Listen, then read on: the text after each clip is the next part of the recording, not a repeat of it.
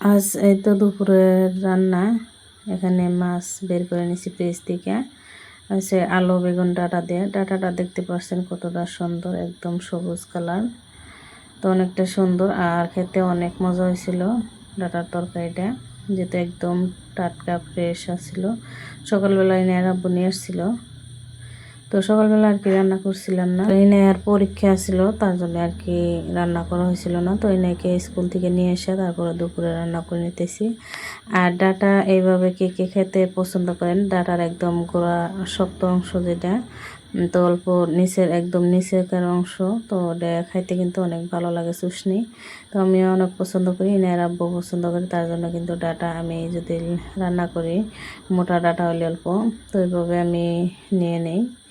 তো এখানে যে সাবান শেষ হয়েছিল থালি ধোয়া, তো এটা অল্প লম্বাটা নিয়ে আসছে ডিম। তো তার জন্য আর কি আমি আদান করে নিলাম, যেহেতু অনেক দিন পর্যন্ত যাবে, বড় এটা অল্প লম্বা। তো এইভাবে কাটে নিলে কিন্তু অনেক দিন পর্যন্ত আর কি, আরও না হলেও 10-15 দিন চলে যাবে বেশি। আর যদি এমনিতে একসাথে নিয়ে নিই তো ওটা কিন্তু আদাটা হলে একদম গলে যায়, তখন কিন্তু সাবানটা বেশি ফুরায়। তার জন্য আর কি আমি এভাবে কেটে নিলাম। তো এতে করে দেখা যায় যে আরও 10-15 দিন আমি বেশি আর কি ধুতে পারবো। তো এইভাবে আর কি অনেকটাই সেভ হয়। তো আমাদের একটু ছোট ছোট অভ্যাসেই কিন্তু আমাদের সংসারে অনেকটাই খরচ কমে যায়। তো এখানে দেখতে পাচ্ছেন ডাটার তরকারিটা রান্না হয়েছে, আর কত সুন্দর হয়েছে, আর খেতেও কিন্তু অনেক মজা হয়েছিল। আজ ওই যে ফ্রিজ পরিষ্কার করে নেব, যেহেতু সামনে কোরবানি ঈদ, মাত্র আর কয়টা দিন আছে। এখন যেহেতু বয়স দিতেছি আর মাত্র একটা দিন আছে। আর এই ভিডিওটি করা হয়েছিল শনিবার দিনকার। তো শনিবার দিনকার ভিডিও দেখতে পাচ্ছেন। আম আসছিল ফ্রিজে, বাড়িতে থেকে আর কি আম পাঠিয়ে দিয়েছিলাম, আমার ছোটো ভাই নিয়ে আসছিল। তো আমগুলো আমি ফ্রিজে রেখে দিয়েছিলাম, মেয়ে একটা একটা করে আর কি কেটে খেতে খেতে অল্প করে আছে, তো আমি আচার বানানোর জন্য রেখে দিয়েছিলাম। তো এখন দেখি যে ফ্রিজ পরিষ্কার করতে আসে দেখি অল্প কালো হয়ে গেছে চামড়া, তার জন্য কাইটে লবণ আর হলুদ দিয়ে মাখায় রেখে দিলাম। তারপরে যে ফ্রিজটা পরিষ্কার করে নিতেছি। তো অল্প একটু সার্ফ তুলে নিচ্ছি, যেহেতু এই যে এই সাইড দিয়ে আর কি অল্প লাল লাল হয়ে গেছে। যেহেতু আমরা মাছ মাংস রাখার কারণে কিন্তু অল্প একটু রক্ত বা কিছু লেগে থাকে, তার জন্য একটু ওই যে এই সাইড দিয়ে না পানি দিয়ে পরে বুঝতে পারি নাই হলুদ হলুদ হয়ে গেছে, তার জন্য আমি অল্প সার্ফ দিয়ে ই করে নিতেছি। যে তো এমনিতেও পরিষ্কার করলেও মুছে নিলেও কিন্তু পরিষ্কার হয়ে যেত ভিজে কাপড় আর কি ভিজাইয়া। তারপরেও কিন্তু আমি অল্প সার্ফ দিয়ে দিলাম, যেহেতু ফ্রিজের ভিতরে একটা গন্ধ থাকে, তার জন্য ভাবলাম যে অল্প সার্ফ দিয়ে দেয়, যেহেতু এই সার্ফটা অল্প একটু ভালো বাসনা আসে সার্ফ এক্সেল, তার জন্যে। আর ওইসব খুবই তাড়াতাড়ি পরিষ্কার হবে অল্প সার্ফ দিয়ে নিলে অল্প সময়তেই। তো আমি ভালো করে কিন্তু ওই সার্ফ দিয়ে আগে ঘষে তারপরে একটা ভিজা কাপড় দিয়ে মুছে আবারও কিন্তু আমি শুকনা কাপড় দিয়ে মুছে নিলাম, একদমই পরিষ্কার করে নিছি চকচকে। তো এখন এই যে এইগুলো আর কি থাকবো না আর কি, বাহিরে ধুয়ে শুকাতে দিছিলাম। তো এখন আমি আর কি একটা একটা করে লাগাই নিব। তো রোদে আর কি দিছিলাম শুকাতে। তো এখানে দেখতে পাচ্ছেন একদম চকচকে করে আর কি সব কিছুই আমি বাহির গুনে ধুয়ে নিয়ে আসছি, ধুয়ে শুকাতে দিয়েছিলাম। তো এখন লাগাই নিতে এসেছি সবগুলা। তো এটা হচ্ছে যে আন্ডা রাখার আর কি ডিম রাখার জন্য 2টা থাক আছে। তো এখানে 12টা রাখার সিস্টেম আছে। তারপরেও কিন্তু আমি এর মধ্যে রেখে দিয়েছি ঝুড়ির মধ্যে একটা, তো সাইডে আর কি রাখা হয়েছিল না। তো সবগুলো আর কি লাগাই নিতেছিলাম। তো তখন আর কি আমার ছোট ভাই আর বাঁচতে আসছে। তো আর কি ওটা হচ্ছে আমার বড় ভাইয়ের ছেলে, আর ছোট ভাই এটা আমার। তো আসছে যে মার কাছে আর কি মরিচ গুঁড়া করতে দিছিলাম, আর সাথে গাছের কিছু লিচু নিয়ে আসছে, মরিচের গুঁড়া আর কি করে নিয়ে আসছে, মা বাইজা গুঁড়া করে পাঠাই দিছে। আর হচ্ছে যে নতুন স্কুটিটা আর কি নতুন নিছে, তার জন্য আর কি মিষ্টি নিয়ে আসছে।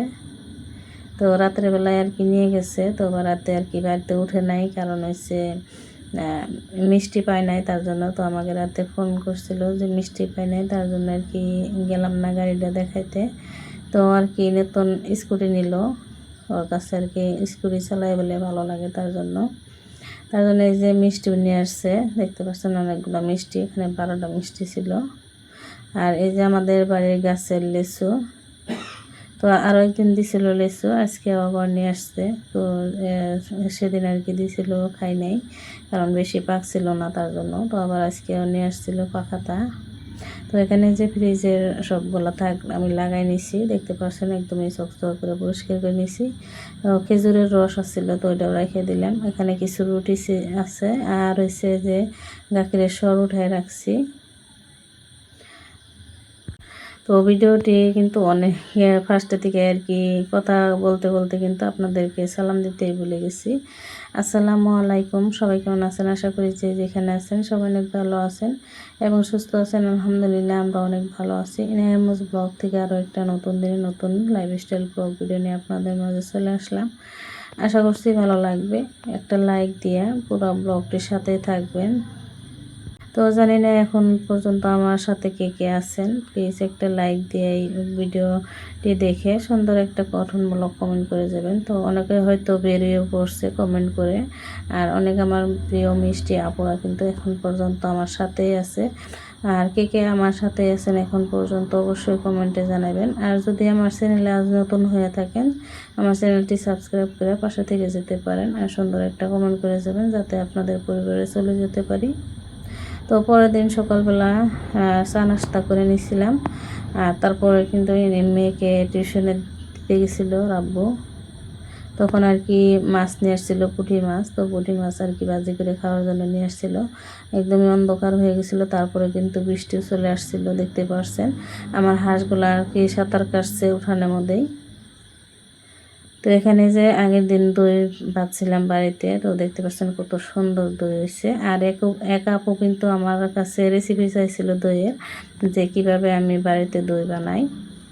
তো আমি কিন্তু কোনোভাবে আর কি কোনো কিছু করে বানাই না, আমি কাঁচা গাখিরের দই বানাই নিছি।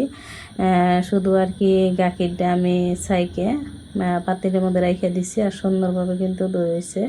তো আমি তেমন ভালো আর কি দই বানাতে পারি না, তো ওইভাবে আর কি বানাই নিছি। তো মাশাআল্লাহ বৃষ্টির পর দেখতে পাচ্ছেন গাছগুলা কত সুন্দর লাগতেছে, আর একদমই টকটকে লাল টকটকে গোলাপ ফুটে আছে। আর দেখতে এমনিতে গাছ দেখতে বেশি ভালো লাগে, তারপরে যদি হয় ফুল তাহলে তো আরো সুন্দর, একদম অসাধারণ অসম্ভব সুন্দর লাগে দেখতে। তো এইখানে আসলে আমার হাতে কিছু টাকা দেখতে পারলেন। আলহামদুলিল্লাহ আমাদের আর কি কোরবানির পশু কেনা হয়েছিল, তার জন্য কিছু টাকা আমি বের করে নিয়েছিলাম, কোরবানির পশু কিনতে যাবে তার জন্য। তারপরে যে চলে আসছি আমার রান্নাঘরটা। আজকে আরও একদিন তো পরিষ্কার করে নিয়েছিলাম নিচের হানি আর কি, আর ভিতরে যে বয়ম বা জারগুলো থাকে সেগুলো আর কি ধুয়ে পরিষ্কার করে নিয়েছিলাম। আর হয়েছে আজকে রান্নাঘরটা একদম অল ধুয়ে মুছে, তারপরে হয়েছে সব কিছুই মুছে আমি ডিপ ক্লিন করে নিব। তো দেখতে পাচ্ছেন ওয়ালের অবস্থা একদমই লেত্রা হয়েছিল, আর এই দিক দিয়ে মোছা হয়েছে, তো দেখতে আর কি ভালো লাগতেছে। আর এই সাইড দিয়ে দেখেন কীরকম কালো কালো হয়ে রয়েছে। তারপর আর কি আমার রান্নাঘরটার মোছা হয়েছিল। আর এখানে কিছুই নেরা বাজার নিয়ে আসছে, আদা নারকেল, তারপর হচ্ছে উস্তা নিয়ে আসছে, চাপাতি, তারপর হচ্ছে সাদা সর্ষে নিয়ে আসতে বলছিলাম আচার বানানোর জন্য। তো আজ আর কি এই বাজারগুলো আনা হয়েছে, তারপরে আবারও আনতে হবে, আরও অনেক কিছু বাকি আছে। তারপরে আর কি আজ নিয়ে আসছে, তো ওগুলো আর কি ভিডিও করা হয় না আমার, যেগুলো আর কি প্রয়োজনীয় বস্তু। তারপরে যে চলে আসছে আমাদের বেডের নিচে আর কি দেখতে পাচ্ছেন কিভাবে কত পরিমাণের ময়লা জমা হয়ে আছিল। তো এগুলো আর কি ঝাড়ু দিয়ে আর কি আনা যায় না, আর ঝাড়ু দিয়ে যেটুকু আনতে পারি তো ততটুকু তো ঝাড়ু দিই রুম ঝাড়ু দেওয়ার সময়।